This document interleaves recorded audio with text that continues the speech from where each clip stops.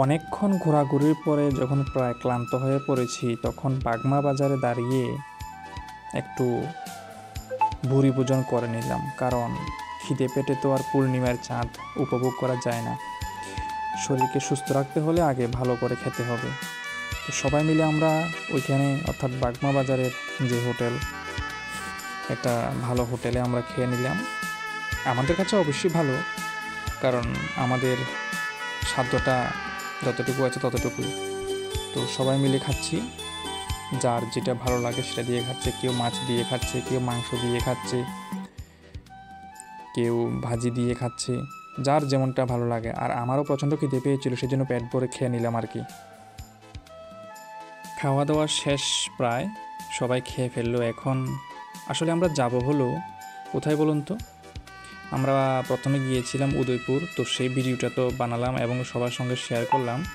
উদয়পুরের মাতার বাড়ির দর্শন শেষে এবার আমাদের উদ্দেশ্য হচ্ছে কমলা সাগরের কসবেশ্বরী কালীমাতার যে মন্দিরটা রয়েছে সেখানে। প্রায় মন্দিরটা বলা চলে ভারত বাংলাদেশ বর্ডারের কাছাকাছি। তো খাওয়া দাওয়া শেষ করে আমরা যাব সেই জায়গাতে, সেই অপেক্ষায় রইলাম। আমরা বাগমা বাজারে অবস্থিত রাম ঠাকুর হোটেলে পেট ভরে খেয়ে নিলাম। এবার আমরা যাচ্ছি, চলুন যাওয়া যাক স্বপ্নের সেই ঠিকানায়।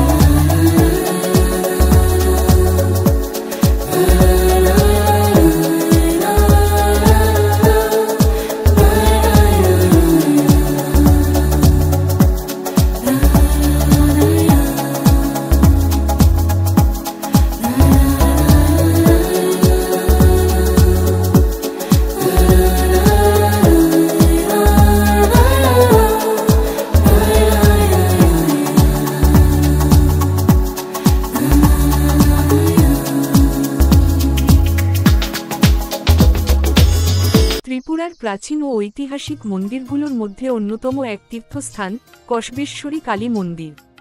এই মন্দিরটি শুধু কালীভক্তদের নয়, বরং সকল পর্যটক ও ইতিহাসপ্রেমীদের কাছে এক অমূল্য রত্ন।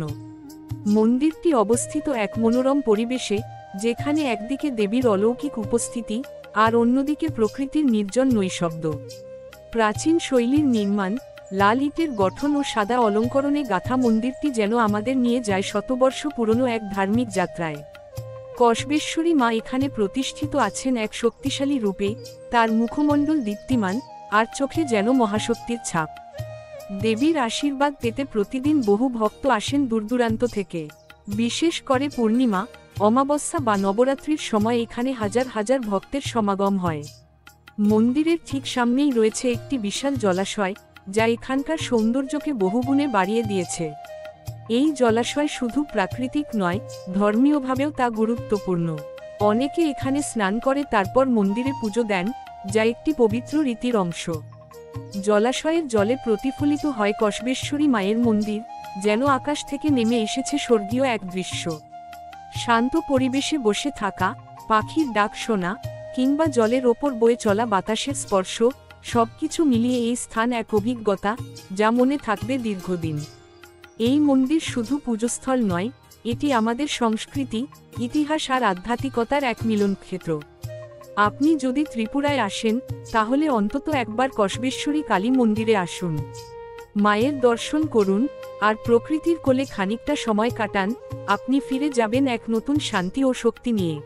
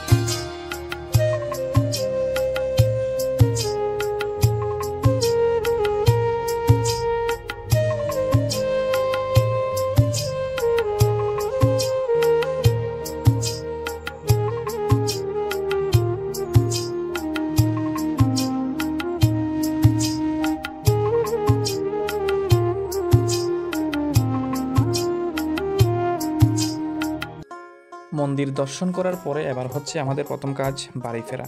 তো সেই উদ্দেশ্যে রওনা দিলাম বাড়ি ফেরার জন্য।